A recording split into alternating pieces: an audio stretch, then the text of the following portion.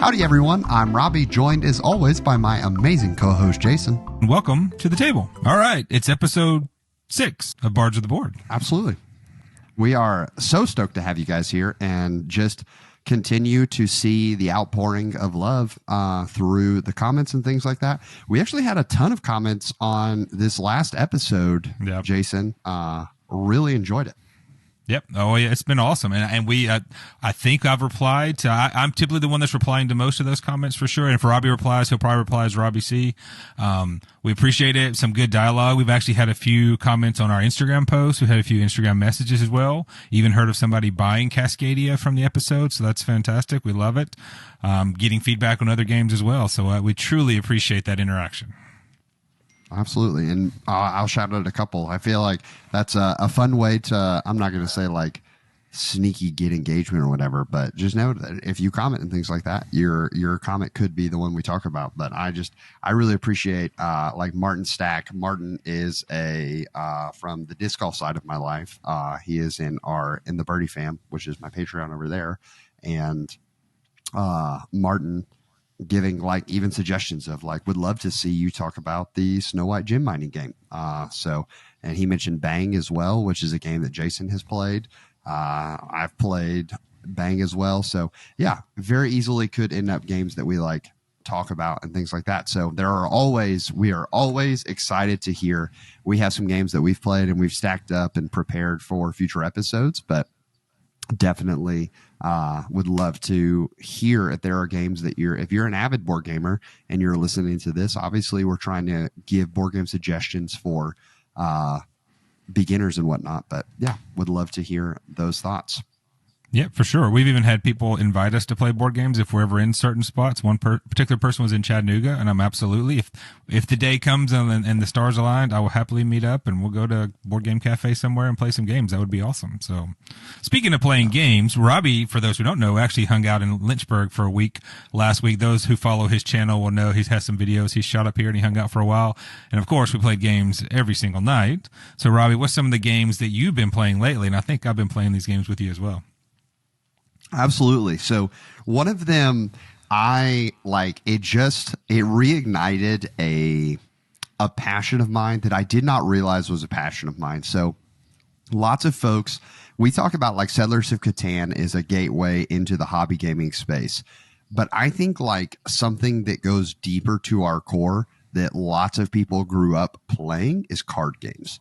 And today's game is a card game inherently. That we're going to talk about as the feature game, which can sort of be, I'm sure, Jason, you kind of see this in the board game space, like a pure card game. It's hard to call it, like there's not even a board present. So it's like, is it a board game? Right. People get so dicey about this. You could call it tabletop game because you are playing on the tabletop. So that's kind of the way you get around it as well. But board game, card game, tabletop game. Okay. So the one of the games we played is a tabletop game that is a trick-taking game. So for anyone who enjoys spades, rook, hearts, even euchre, I think has like a trick-taking element to it. I grew up, I was talking with my mom about this game, and she actually already bought the game before we've even played it together because I just talked to her about it on the drive home. And it's called The Crew. And The Crew is the best way I can describe it is like collection. It's a cooperative, like trick taking spades experiment type deal. So you have this deck. Instead of suits, there are colors, and they go 1 through 9 instead of 1 through or 2 through ace or whatever it may be. And there are missions that you and your crew are trying to accomplish that get collective, like they get progressively harder. And those missions will be like, all right, in the first round, so you have the full size deck that is the cards everyone's playing with, and then there's a mini version of all of them. And that mini version may be like, all right, for the first mission, there is a yellow 7, and someone like the mission leader has to win the trick that has the yellow 7 in it. And you don't even have to play the whole set out. You can just run straight to the yellow 7 if you want. And so me and Jason and Elizabeth played. And when I tell you that, like, we got to like some missions where it was tough to do, the sigh of relief of, yeah, we did it. Yes. It was a blast. So I even took it to trivia last night because I go to trivia every Monday night, and I took it to trivia so we could play while we were between rounds of trivia, because like you get the question and then you have a whole song to answer. So sometimes you just know what the answer is. So I played it with a new group, and I already, like I said, my mom bought it. I'm excited to play with her at Thanksgiving. It was just, if you enjoy spades or any trick taking game, oh man, it was so fun. Like, am I nailing it with the sigh of relief, Jason, for when you nailed a game? Oh, for sure. And the way you led that in, it is true, because it reignited a passion I forgot I had. Because as we talked on episode 1, we talked about kind of what brought us into gaming in a lot of my high school years and early college years was trick taking. It was either rook or spades, a ton of rook and spades. And so when we found the crew a couple years ago, just our main other gaming people, we play a lot of games with, Christopher and Mandy, Elizabeth's brother and sister-in-law, they didn't bring up on trick taking. They weren't brought up on trick taking games. So we showed them the crew, and we had to kind of teach them trick taking, which is just not the same. It's, you know how it is. Like, it's teaching trick taking is okay, but to do well at the crew is, you need to be a trick taker for sure. And it's funny, like for those who know, there's 50 missions. I'm going to steal a little bit of Robbie's time. And we got through 24 missions, and like Elizabeth and I are already excited. It's going to be a few months before you're back. I'm like, I'm ready to hit those other missions with you, because I've been thinking about the crew since then and just how much fun, like we were talking about it earlier, like that's going to be our new, every night after we finish playing a couple heavy games, hey, let's play the crew for like 30 minutes or an hour just to close out the night, because we don't have to think. Because as those who've played trick taking games know what this like, you do have to think, but you don't. It's not deep strategy of a board game. It's following suit and figuring out what everybody has. No, you hit the nail on the head with that one. Yeah, and it was like we'd get to a certain point, and it's like there's a little bit of stress at first of, are we going to do this? Are we going to do this? Because you get to a point where you're like, there are 5 unique cards that we have to take, and we have to take them in order. That's what we ended up getting to. That one stumped us for, I mean, it had to be 30 minutes of us trying to figure out how to play this one. Super, super tough. And then like the relief of, we got the 4th one. We did it. Like, yep. And obviously we still have to play the hand out, but like trick takers all know that moment, like when you've gone blind nil in a game and you're just like, yeah, we did it. Like there's literally no way for us to lose this now. Right. Here we go.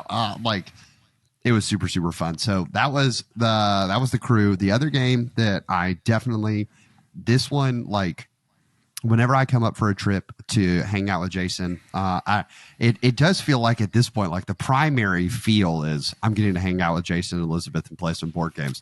And then while the sun's out, I'm going to go film some disc golf videos. It happens. But I'm there, and like this trip, the game board, the gaming focus was Dinosaur Island.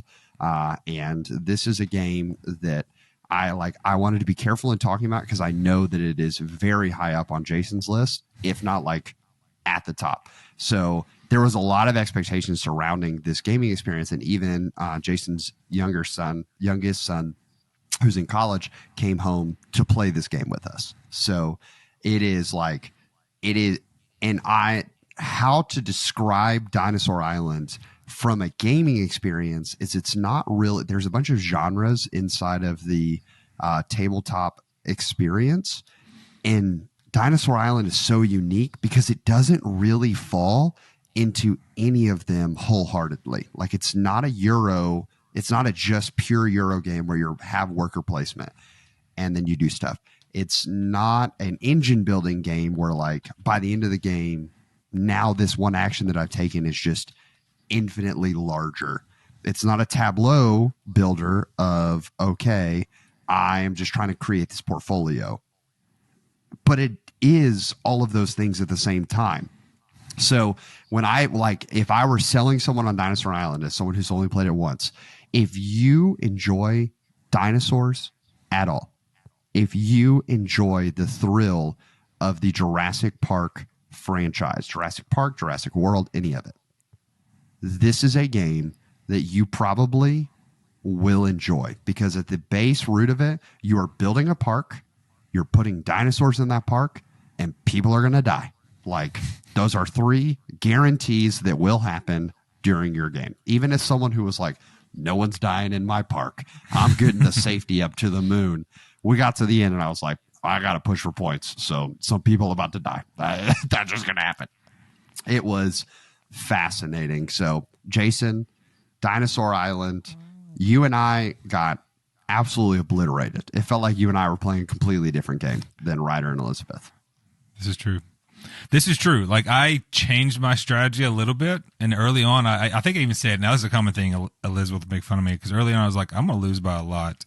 And I knew the path I was going down was causing me that, because I was letting my security get, the threat level was getting so high, and I knew patrons were going to die, which ends up being negative points. And if you do that too often, there's just no way to come back. But the good thing is I still had fun, because I got to do a bunch of stuff. And you're right, it's hard to describe that game, but I love it. It's the only game that I owned it for a little while, but it's the only game I've ever actually hunted down the Kickstarter version of that. So Robbie got to play the upgraded version, the Kickstarter version that you can't really buy, but you can find for okay prices. I mean, it's elevated prices, but you can find for okay prices out on Facebook Marketplace and eBay with the coins and all the unique dinosaur meeples and everything. So, but yeah, we got obliterated, but I hope you had fun. Oh, it was a blast. It was, I will say it is the game that I came home, and I've got another friend locally who plays a lot of tabletop games, and he actually ended up, one of the games you're about to talk about, he was like, oh, have you ever played this? I was like, I did. I just played it. And he was like, wasn't it so cute? But I said, Dinosaur Island, dude, we have got, because the library has a copy of Dinosaur Island. Fantastic. And I was like, when it comes back in stock, Lindsay, you let me know, like when it gets back in inventory, and I am going to check it out, and we're going to have them over to play. Like, it was super fun. Well, glad to hear that. Well, a couple other games we're going to talk about that we played last week that I definitely had a good time on. One of them was one of the first heavier ones you've taught to me, because you'd already taught me Smash Up before, but it was Call to Adventure. It's not even a game that's on my radar, but I remember you texted me and said, hey, what about bringing this game? And I was like, absolutely, because I knew the coolest thing I knew about it, you were throwing runes instead of throwing die to do stuff. And that's not a dice chucking or rune chucking game the way a traditional one is, because the runes do come into play. But the coolest thing in the basics of Call to Adventure is you're basically creating a story, a generic fantasy based story where you could be good or you could be bad, and it's kind of set in like the closest thing is the Arthurian time, right? It's kind of where it's set, but it's just so unique. The artwork's amazing. The artwork is super cool, and basically you're getting cards that are telling your story. You can be brave and honorable who defeats the dragon and saves the lady, or you can be the person that steals from the market and kills the beggar, right? It's your choice on basically how you do that. I'm oversimplifying it, but that's basically what you do to Call it Adventure, and you're essentially getting out four cards per place, or there's 3 different rows of cards that elevate in the challenge to complete those, because essentially you're throwing runes that have symbols, and those symbols decide if you beat that. A few different scoring goals in there, but the biggest thing I take away from that is that the artwork was super cool, if you like generic fantasy theme, which I do, and it was just fun to actually kind of create the story. Like, it's not super heavy thematic, but you can make it thematic, and Robbie knows this, because I kept saying, well, because I'm a brave, honorable hunter who's here to help the maiden, this is what I, and so I was reading off my cards each time I took an action. And that was actually kind of fun. Like, I am definitely a Euro strategy guy who ignores theme altogether and just does stuff. But Call to Adventure definitely let me do the theme. Do you agree? Do you think it's a good thematic game, Robbie? Oh, absolutely. And as someone who, like, Jason has said that he doesn't trust me as much based on the fact that I'm a Slytherin. Like, when he realized when he realized I was a Slytherin, it made him view me a little different. Like, we get in this game and you can go down a path of light and virtue, which is where Jason went. Or you can go down the dark path. And I went down the dark path because there it is. And like, when we got home and I told Lindsay, she was like, oh, did you end up playing? I was like, yeah. And she was like, did you go the dark path? And I was like, yeah. And she was like, so you won. And I said, I did. But honestly, not as much of a stomp as you would have thought. She was like, really? And when I told her that Elizabeth only lost by like a couple points and she was missing 2, we were shocked that Elizabeth did so well in the like light path. So it's thematically there are a few games that you just get to appreciate the theme as much as Call to Adventure. Well, especially because it is truly, it's not quite entry level game, but it's such a it truly is a lightweight game that you can embrace the theme. It's not pasted on theme. The theme goes with it. Often with a lightweight game, it's just like like Scout. It's about circus performers, but you're really just playing cards with numbers, right? That's a pasted on theme. Call to Adventure is definitely, even though it's lightweight, you can really enjoy, you can really get into the theme. And so I loved it. I've already, it's a game I told Elizabeth I probably wouldn't buy, but if people I know have it and can play with it, that's great. But there is, sequels to that are in the Stormlight archive for Brandon Sanderson. Yeah, Brandon Sanderson and his book series. I started really listening to, The Way of Kings and and they're already talking about Stormlight. And I'm like, bye, Bo. Elizabeth's leaving right now. So sorry about that. So, but so I started listening to Way of Kings. I'm like, oh, okay, I'm definitely going to buy Call to Adventure or the Stormlight Archive at some point. I'll get it eventually because I liked it enough. And getting to be the thematics of knowing, similar to us playing Red Rising is not a game we're talking about here, but if you've listened to Red Rising and play the Red Rising game, it's super cool for such a basic game. You see all these characters. So that's definitely exciting. I'm glad you brought it. It's not one I ever would have said, hey, Robbie, bring it, but I'm so glad you recommended it, and I had such a good time with it. The other game we played, is one that we've talked off and on about, and even Brad has more than once shot me, hey, at Target, they'll have this game, and it'll be like, hey, what about this game? I'm like, it's super awesome. We'll have to play it sometime. And the game is Everdell. Everdell is kind of adjacent to Wingspan in that you are playing cards to kind of do stuff. You're basically woodland creatures who are creating new society. You're making new cities. You're expanding stuff. But in the end, it's a worker placement where you're getting resources to play cards and activate those cards. Not really a deck builder, but it's basically a tableau management where you're getting cards, putting those cards out, and those cards just do things for you. But the great thing about Everdell, the art is just amazing. Everyone who plays it loves it, and the production is fantastic. Even Robbie, I have the retail version off the shelf, and Robbie's first question was, I guess this is the Kickstarter, right? I was like, nope, this is the retail version. That's how awesome the production is for this game.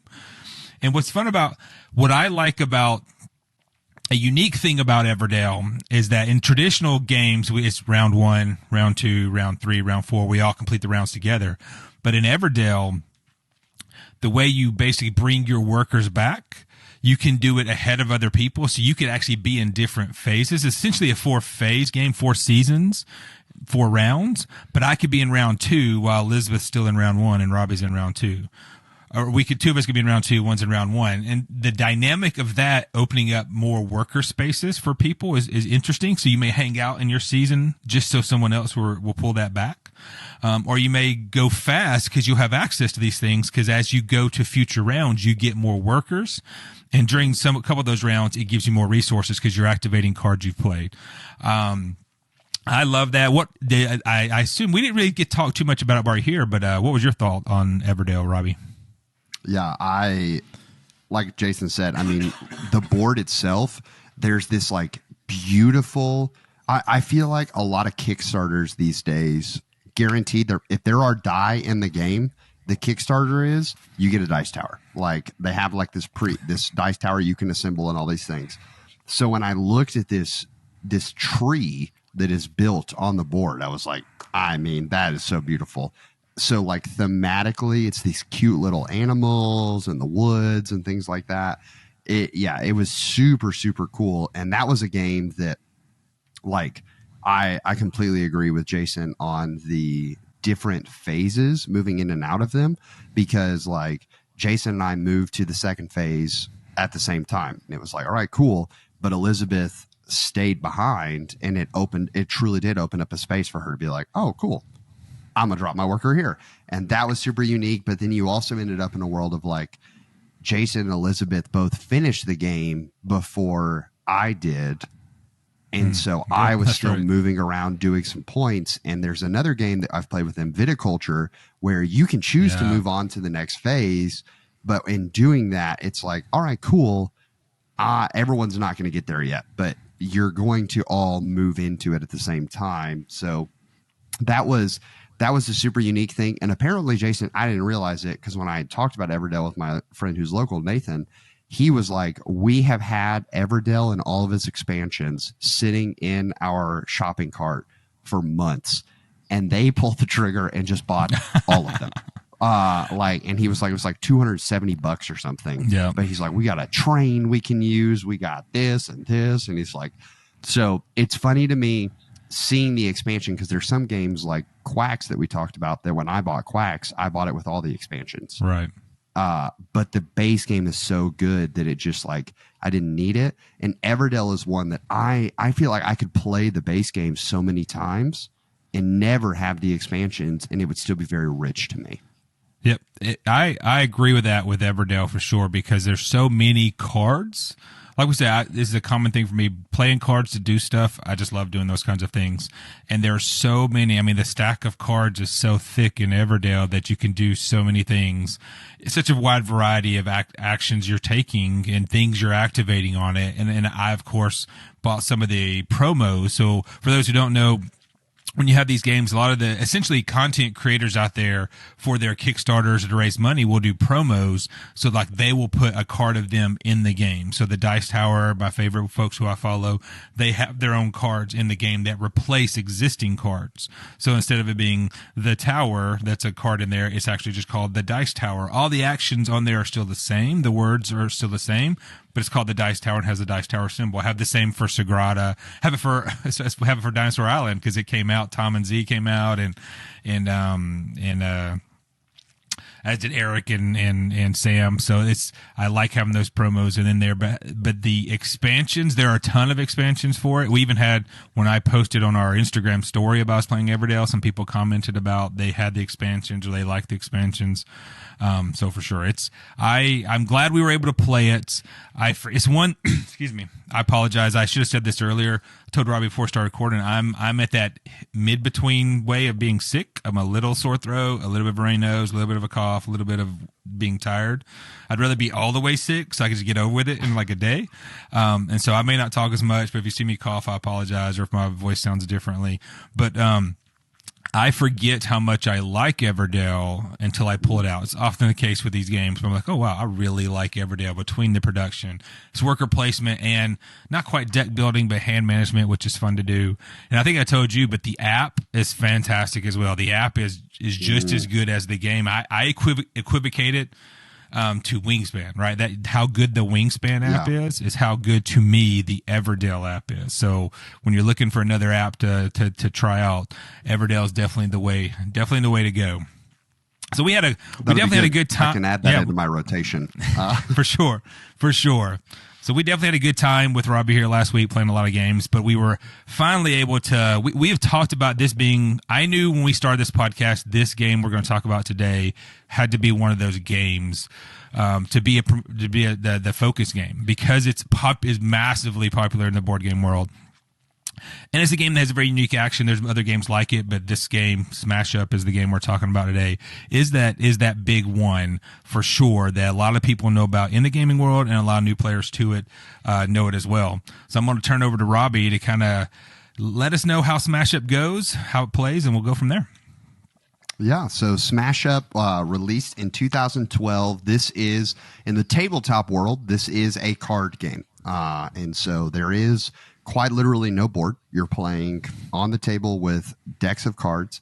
Released in 2012, designed by Paul Peterson and published by AEG. It was a 2013 Golden Geek Best Card Game nominee. And this game it's called Smash Up because at its core, every single player is going to take two random factions that seemingly have no connection whatsoever, and you're going to take those two decks and smash them together to try to assert dominance over these bases that exist in the game. And every player is taking their two factions that they've combined together to get the most power on these bases. So the way the factions are comprised is that for our visual watchers, you have a deck of 20 cards that represents each faction. And those decks are most often represented by 10 minions, which will be like, this is from the pirate faction. So you have the first mate is a minion here. And the minion has an ability that it does here on the thing, and it has a power of 2. And then there are actions such as Shanghai, move another player's minion to another base. So you have actions and minions, 10 of each. And so you're going to take 2 decks and mash them together. So I have like pirates and dinosaurs. So you have pirate dinos, and that could be my deck that I'm playing with. So you take these 2 and you're going to play them onto bases, and the bases have a power limit on the corner. And so this one is the Mushroom Kingdom and has a power limit of 20. So I'm playing minions onto the base. Jason's playing minions onto the base. Elizabeth's playing minions onto the base. And our actions empower our minions, diminish the power of other minions, or they will destroy or interact with different things. So this is one of those games that the base movements extremely simple. On your turn, you're going to play 1 minion and you're going to play 1 action. That's it. Now, different minions will allow you to play more minions. Different actions will allow you to play more actions, or vice versa. You'll have minions that allow you to play more actions, actions that allow you to play more minions. Just kind of depends as it goes. And when you do this, you're playing them onto the base. And when the power that's on that base exceeds a certain number, which is that number, the power limit, it's going to break. And you'll see here that there are like 3 different numbers for our visual watchers. So Mushroom Kingdom has a 5, a 3, and a 2 on it. So whoever has the most power on that base when it breaks, they get 5 points. Second place gets 3. Third place gets 2. If you're playing in a 4-player game, which is technically where Smash Up, like its limit is set, then what ends up happening is the 4th person gets no points. First person to get 15 victory points wins. And if 2 people arrive at 15 points or exceed 15 points at the same time, it's whoever has the most. When we played our game, that's what ended up happening is I ended up crashing to 15 and Jason got 17, so he pulled out the win. So that's its core principle. And I will go ahead and say that this is my number 1 game in my like board game list. I did on my YouTube channel for disc golf. People ask me like, what's my top 5 games? And Smash Up is at the top. And I will start off the discussion of the game by saying that it's definitely at the top for me. And I come from a trading card game background. I went to Yu-Gi-Oh tournaments growing up. I never really got into Magic the Gathering, but like Yu-Gi-Oh was always there for me. And Smash Up is a game that 100%, if we talk about the crew scratches the trick-taking itch, this game very much meets that itch of like, okay, I can really lean into this. But let's start the discussion, Jason, by talking about the art. What did you think of the art, especially across when we played? Jason played the base game with its base 8 factions. So what did you think of the art? I thought it was quite nice. It's, and this is going to sound worse than I mean it to say, but it's just generic art, but it wasn't bad generic art, right? And it wasn't going to win any awards, but it was clear and kind of funny and unique. Because, I mean, Smash Up is it's in the title. You're smashing stuff, right? So it's not meant to be taken seriously, but it's not meant to be too, with too much sarcasm either. It's a little bit of let's just have fun, right? That's what I think about Smash Up. And that art to me just makes me, especially the base game art, is just fun art for sure. It looks good, nothing amazing, but the dinosaurs are cool, the robots, and you could tell too with the faction cards I looked at, the art wasn't the same for every faction. You know how there's art styles in which it could be dinosaurs, could be, even though they're dinosaurs, could look the same as my zombies and my robots. There was definitely a unique style to the way the dinosaurs looked. There's a unique style to the robots, a unique style to your ninjas, right? They each had their own style, but you could all tell they kind of felt the same kind of motif of just fun stuff representing what they were for sure. And then I watched a review of the Disney ones, and of course, I'm a massive Disney fan. I know you're a big Disney fan. Yeah. If I ever get Smash Up, the first one I'd want to get is the Disney one, because I watched Tom from the Dice Tower review the Disney Smash Up, and the art just looks amazing. I know you have it. I just didn't look at it. It just looks fantastic. I'm a Disney guy. That's the reason I love Villainous, because the art in Villainous games are amazing. So I think the art is quite nice. It's nothing to turn your nose up at, and it fits the game. Yeah, and like each of the cards, so you can even see here, like I said, I've got the pirates and tricksters right next to each other. So the setup of the card is the exact same. Top half is a picture, what relates to it, the information's there. But even the font of the card changes from faction to faction, which is super cool. And there's like a little icon in the bottom right of the card that is different for every single faction that's out there. The color schemes are different. The background is different. Like from how it seems, you could easily convince me that they went out and hired a different artist to do every single faction. And they were like, all right, Joe, you're going to be making the ninjas.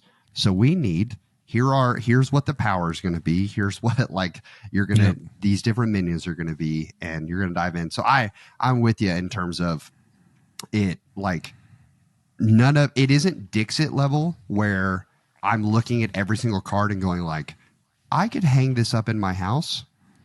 And I think people would ask like, it's a very unique piece of art. Here we go. But it definitely gets the level or like the idea across.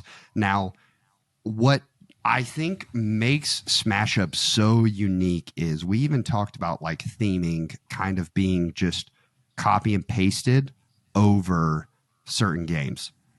There are so many factions in Smash Up. It is honestly overwhelming when you first get into the game. Like the base set. So the base set has 8 factions. If you want to read those the base factions off for us, Jason. Yeah, it's what was it? It's ninjas, zombies, tricksters, pirates, robots, dinosaurs, aliens, and wizards. So with those 8 factions, we played a 3-player game, so we got to see 6 of those factions. The 2 that we didn't end up seeing were wizards and pirates in our game. But in the base faction, like the base set alone, the reason obviously it stops at 4 players at the get-go is because everybody gets 2. And one thing that I think is really cool is even amongst that list, if you have any form of like geekiness to you at all, one of those themes probably resonates with you a little bit, right? Yeah. Jason, are there any themes that you like? Because I when we set this up, I created sets and I gave Jason, like, you're playing with these 2. Elizabeth, you're playing with these 2. Are there any that, like, theme-wise, you looked at, Jason, and you were like, I would have probably enjoyed getting to flesh this theme out at all amongst the base set? Yeah, for sure. The one of the ones you gave me was definitely one I liked right away. Zombies. Like so many others, I like zombie things, right? Be it games, be it movies, TV shows. So getting to do zombies was cool. Looking at this list, it would be and the robots turned out super cool. I think you kind of stacked the deck, but to give me something to see how well it could play if you know how to play it as well. But wizards sounds fun to me as well. When I look at wizards, I didn't get to look at any of the wizard cards, but I want to interject one thing that I kind of thought about this afternoon when I was talking to Elizabeth as I was going through my thoughts. Something you said there that kicked it off. There are so many factions, it can be overwhelming. But that doesn't mean this game isn't great for beginners. But it made me realize, on principle, there's 2 kinds of beginners for games that we're kind of talking about. We're talking about a beginner who maybe just wants to play a game here or there, or a beginner who's getting into gaming because they want to get into hobby gaming. And that just kind of hit me like a ton of bricks earlier. And I meant to apologize. I'm just throwing this on Robbie live. I meant to talk to him about before the podcast. Yeah. But like when I think about these games now in our podcast, that's going to be some of my thoughts of, because sometimes it's somebody who just wants to play a game here or there. My mom happily plays a game here or there, but she's not getting into the hobby, but she'll play it. But other people are getting into the hobby, and we're in the games we talk about, it can be one or the other. They can fit both needs as well. But the overwhelmingness of Smash Up to me is somebody who gets into the hobby because it's something that's that can be a lifestyle game, which is a great thing. That's the game they play over and over because, I want to see what the next faction does. I want to see what the next faction does, because the game can be so fun to just see how it works together, how you can combo those and realize, oh wow, these two factions don't work well together at all, but let me do the challenge of seeing how they do. So I actually enjoy that about, and we only played a few factions, but getting to see what Elizabeth did. Like one of hers was tricksters, and it's to mess with people. We know this. I don't like being messed with, but I don't like messing with people either. It's just not my game style. So I would never really want to play with tricksters, but I like the zombies because I got to keep getting more cards. I like playing cards, and the zombies, because they come back from the dead, there's inherent things that let you bring them out, and robots let you do that too because you're replicating and bringing them back up as well. I like just getting to play cards. And I lucked up in the win, and I'm thankful for that, but I got to play a lot of cards, and that was awesome. So I love the variety of factions I know can give you just not quite unlimited, but almost unlimited combos, unlimited playability for sure. Yeah. And like thematically, every time they add, I'll show this for, because we'll talk about this here in a second, but like, when you talk about the number of factions in this game, so like this is the box that my factions are held in, and like for reference, this box is like, it's massive. It is the big geeky box. But every faction, I feel like they do such a good job at making the faction come to life. So like aliens are playing cards, and they're constantly being beamed up and down from your hand, like to the table. So like I can play a card and it's returned this card to another player's hand. And you can choose to bring your own cards into your hand. The ninjas are super stealthy, sneaking around, and they're constantly assassinating other players' cards. The dinosaurs are big and monstrous, and they are just like roaming around, stomping over. It's just raw power kind of a deal, unless you go to the raptors. But the raptors obviously hunt well in packs, so that idea is carried through the cards. Zombies, bringing it back to life. Like it very much thematically, there's no faction that I've ever played here where I'm like, ooh, that's just kind of like copy and pasted. That this is another one that if you like the theme, you can dive into it. But every game we've talked about so far on the podcast, we try really hard to talk about it like just the base game. You're going to buy just the base game. And this is one that is our first little like journey into, you kind of have to talk about the expansions, because I know very few people that have ever purchased Smash Up and not very soon after dove into like buying more expansions. For me personally, I have a list of all the expansions, and most Christmases I get one of the expansions. Like my grandmother just knows that's an easy gift to throw under the tree for me. Just buy me another expansion. So I just have a list, like a little Google Doc, and she just buys another one every single year. Like it is, and it's super fun because they're coming out with new expansions. You want to talk about overwhelming? There are 95 total factions currently present inside of Smash Up. 95. That's a lot. That leads to thankfully someone did the math for me, because Jason, I don't know about you, I'm not the guy to put these numbers together. With 95 factions, that means there are 4,465 possible combos available. So I think Jason kind of nailed it with like, it's not infinite, but I don't know anyone that's played a board game 4,465 times.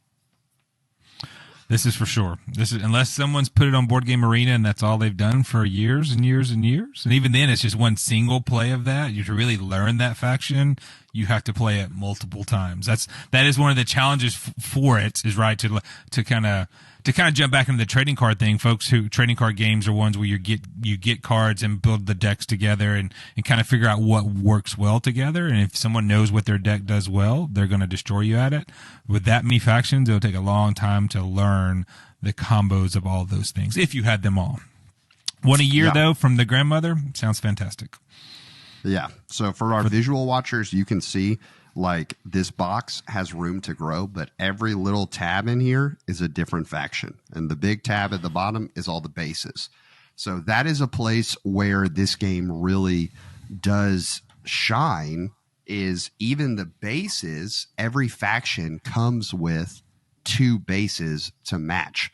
And the bases can even be thematic in how they play the game. You have Mushroom Kingdom is by the Tricksters. At the start of each player's turn, that player may move one other player's minion from any base to here.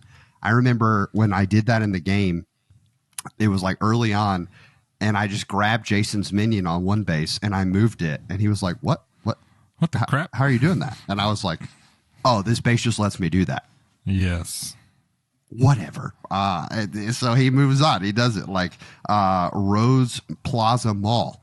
Every zombie film that we've ever seen that has a mall in it, this one, you look at the scoring points and it's 0-0-0 across the board.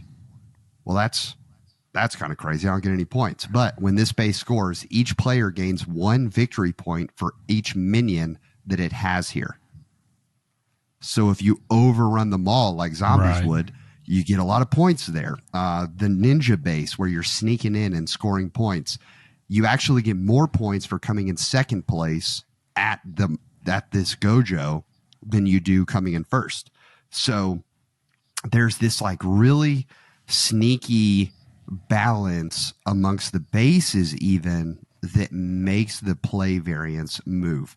So when it comes to like the overwhelmingness of it, and this is one that I've played it a lot. There's an app for this. It's a really good app.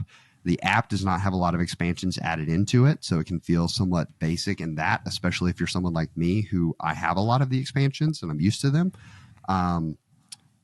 Jason, coming into this, not necessarily knowing, like you obviously not necessarily, you didn't know, all right, Elizabeth has these combos available in her deck. Robbie has these combos available in your deck. How did it affect you playing the game, knowing that like there was a lot of knowledge out there that you just didn't, like there was a lot of hidden knowledge to the game? For me, excuse me, it didn't bother me that much. And it's a fault of myself, because I like to just see what I can do, which isn't always good strategic for winning the games. So I realized later on, because you knew the combos very well, and you knew what were in the decks, you knew what people could do, that it definitely could have helped my strategy of where I was going to play certain cards. So it was going into the game. Excuse me. Oh my gosh. Going into it, I didn't even think about it, to be honest, because these aren't the kind of games I play with cards that combo that way. And so knowing that just wasn't really on my radar. But as the game went and I saw your ability to combo stuff, your ability to utilize the bases to mess with each other, when Elizabeth was putting stuff together that would just kind of combo and then take away my ability, I realized it would definitely be helpful to know the factions that other people are doing, and that would maybe affect the strategy of how I was playing stuff to those places. Definitely, if you're trying to win, it definitely helps to know how the other factions play, so you can see how you can combo your stuff to maybe proactively counter something they're going to do or something they could do from what's in their hand. Yeah, I think a game that does this really well is Villainous, where if you ever played Villainous, like everyone's trying to accomplish their villain's goal, but in Villainous, you get a little cheat sheet that tells you what the other villains are trying to accomplish, so that while you may not know all the cards they have in their deck and what to look for, you at least know about what they can do. And so I even, like, because I love Villainous, I've created cheat sheets for all of the factions that I have, so that if you play with them, it's like, all right, here are the key minions that I need to focus on. Here are the key actions. And here are some things on how this plays, so that you kind of have your own little cheat sheet as you're playing. And granted, that's me because I love this game. It is a passion of mine to be able to be like, all right, cool. Like, Jason, you've got robot zombies. Yep. Here you go. Here are 2 little cheat sheets. Did you find the cards helpful at all? And it's okay if you were like, nah, not really. I did. I don't think Elizabeth really looked at it and digested it the same way I did, because I read that and I was like, okay, I kind of get it. And then when you look at the cards, it's like, oh, I totally get it now. Because the ability to combo and pull my zombies back from the dead, they like to stack up on each other, and they like to go from there. I thought it was very helpful for sure, because reading it by itself without context was like, okay, I kind of get it, I guess. But then once you look at the cards and see what the cards' abilities are, it definitely makes sense to use that kind of high level wave top, feedback to develop a strategy, or to, as the game goes, develop a strategy in there for as well. It was funny when you said that. It's that in villainous is definitely a helpful thing that helps villainous for sure. And as soon as you said that, I realized, okay, well, that's why you did that for the other decks, So it makes sense that the little things to help for certain is nice. Yeah. And like, even there's a moment the dinosaurs have this like big combo where they have a card called Rampage that lowers the break point of a base by the power of one of your minions there. And their big card is King Rex, who is a 7, which is, most of the big minions in the decks are 5s, but he doesn't have any power. King Rex is just a big dinosaur. And so like, there's a combo that you play Rex and then you play Rampage. So this is your minion and this is your action. And so you can make a 14-point swing on a base in one turn, which is huge for a combo. Yeah. Like, one of these bases that's right in front of me, only it breaks at 18. So basically, if there's 1 or 2 minions already there, you can just swing in with King Rex and break the base, which is a really big power move to keep people from being on that base. And I saw, like, because I know the combos, I saw Elizabeth play King Rex, and I could see her like kind of doing the math in her head. And I said, like, oh, go for it. Rampage, game on. And she's like, yeah. So then she played it. And that's definitely one where, like, the more you play and you learn the strategies and whatnot, the more you can, like, grow it. Which I think does actually bring out a weakness of the game to me, which is on the base, in the rules, it tells you that you should snake draft every single time. So you're going to lay the factions out, and then who wants to go first or whatever, they're going to pick a faction, and then you move down, you do like a proper snake draft to build your 2 together. I think that especially in the base set, there are factions that are just inherently stronger than any of the other factions. And because of that, there are support factions that are weaker. And so when you snake draft, I think what it ends up doing is you'll end up playing the same factions over and over again, and the same combos of factions over and over again. Jason, how did you feel about like kind of the power balance amongst the factions? Did you see that at all? Yeah, I will agree that, and they probably did their best. They probably did their best to balance it, knowing it's, and when you can do when your faction can combo with 7 other factions at any time in a game, you can't have a perfectly balanced game. It's just impossible, right? There's just no way to do that perfect balance when things are coming together. You could balance out an individual faction, but when it goes with somebody else, you can't. So yeah, I could definitely see that the factions could be unbalanced, especially with a player who knows how to play it. I mean, the cards still got to come to your hand in the end, but if you see that, oh, I can do this, and I can do this and bring all my microbots back, and then that microbot makes every other microbot a +1, and then I do that and lets me play one. And so that's the way. And I think you even said, I think you kind of helped stack my 2 together that you knew would work well together to get an engine going. And so it's just fun, right?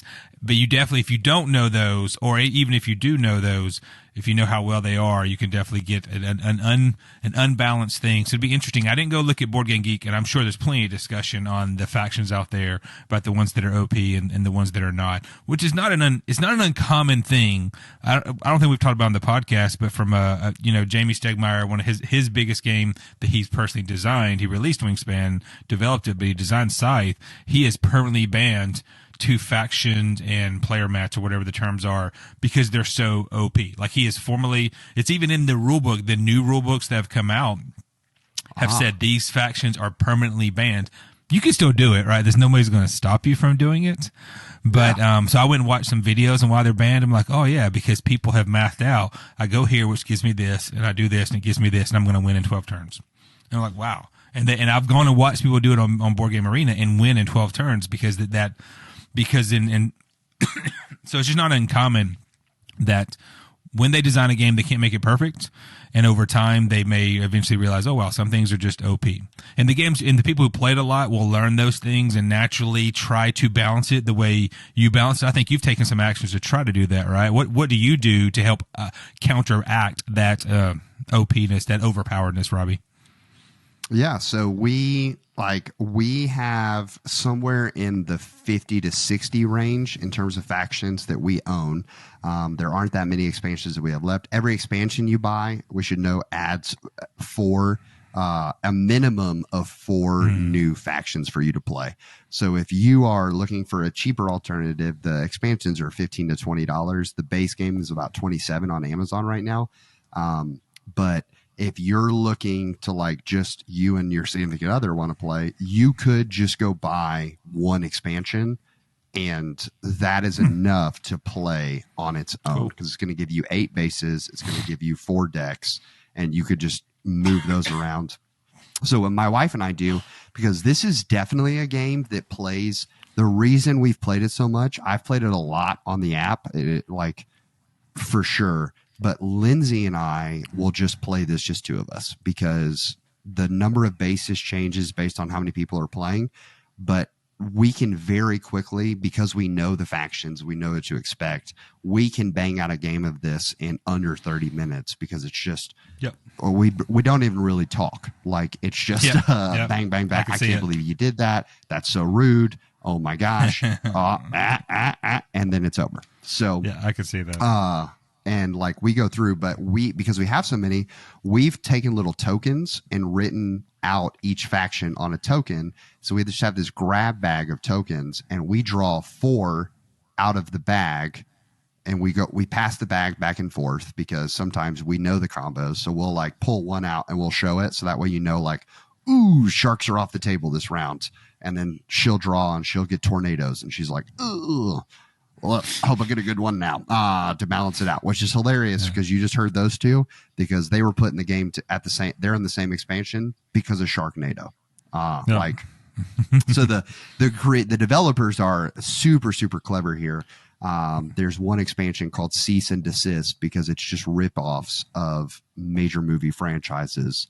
And they got a cease and desist letter for making this like combo exist. And so just so clever it goes through, but we draw 4 tokens and then you pick the 2 that you want out of those. We used to draw 3, but we've just gotten more expansions and we just figured it's more fun to see those. So, but like that randomness helped us balance the overpoweredness because sometimes you're like, I don't really know how these 2 are going to work together, but I'll give it a try. And sometimes it doesn't go well at all.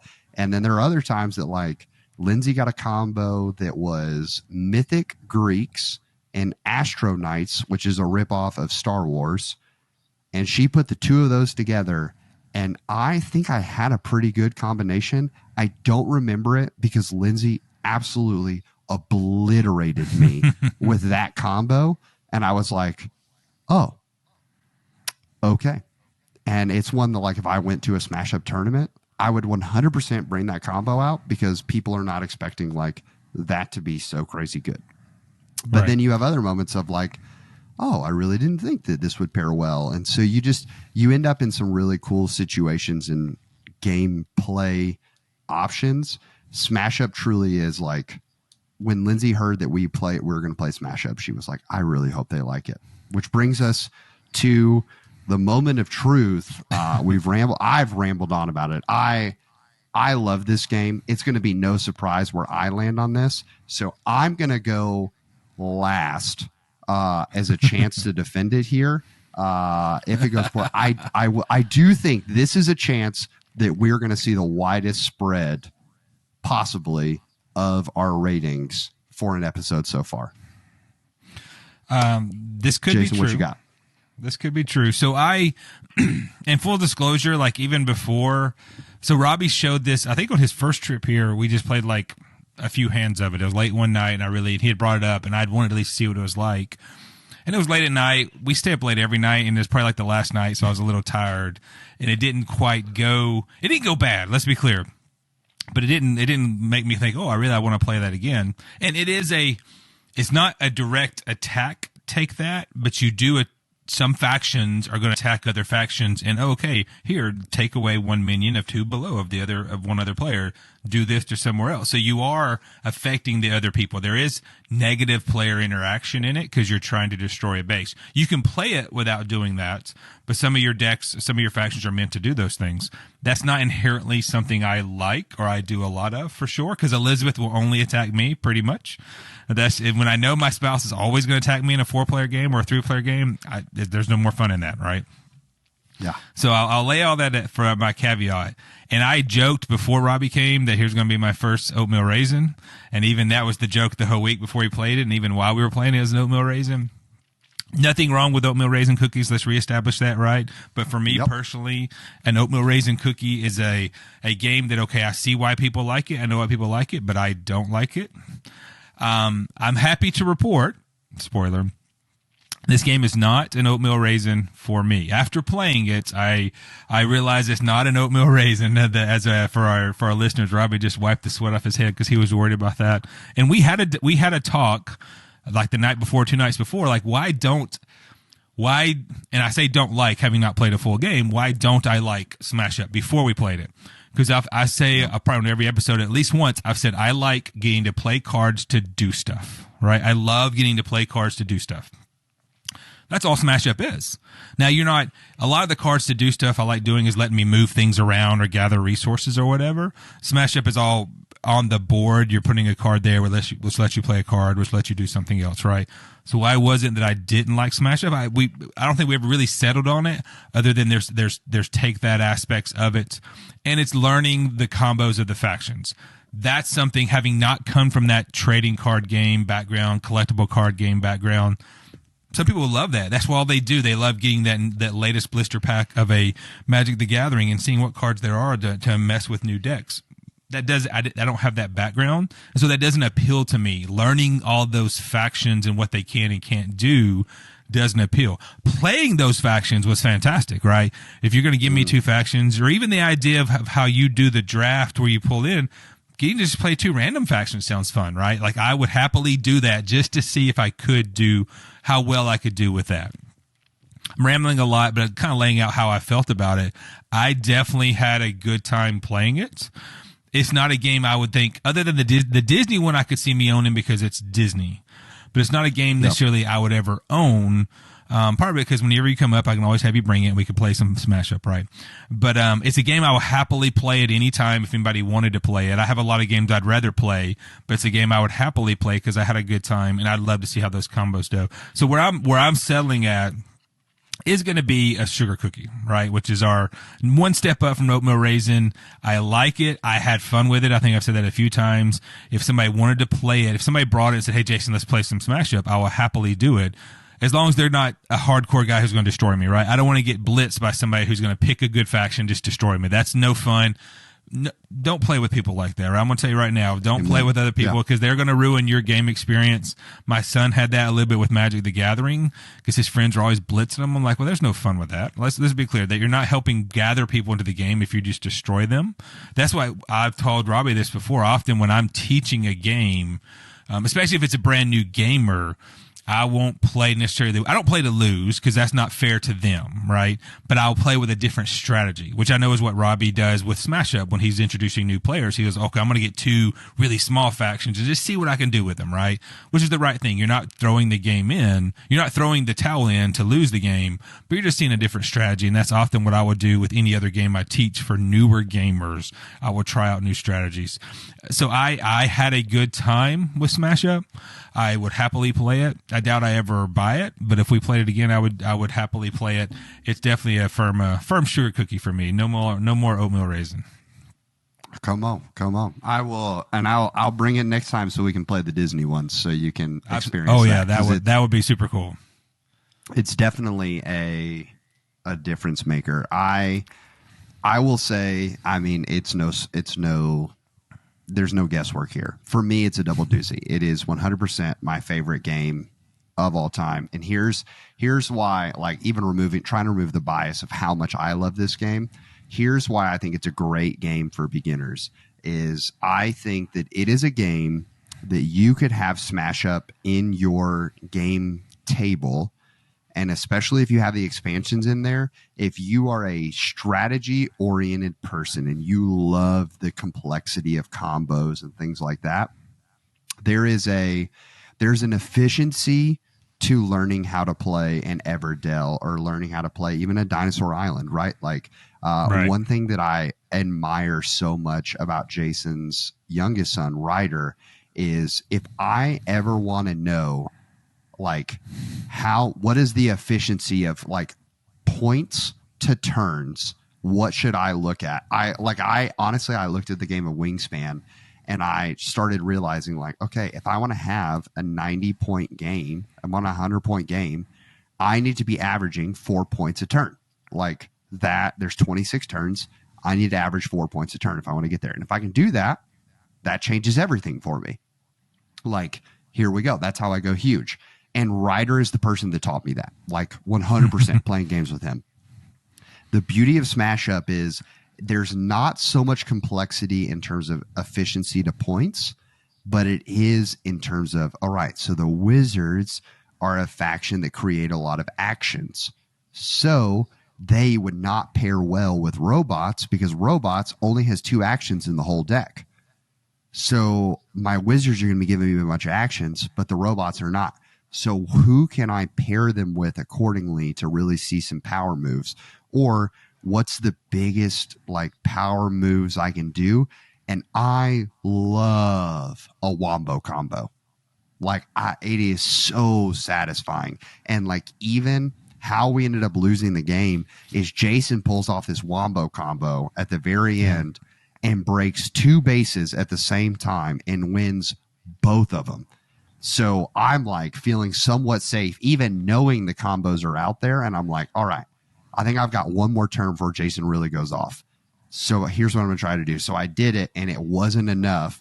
And then Jason goes off, breaks 2 bases. And I'm just sitting there in awe going, that was awesome. Like that's pretty cool. He just played like 8 cards in 1 turn and he's only supposed to be able to play 2. That is incredible.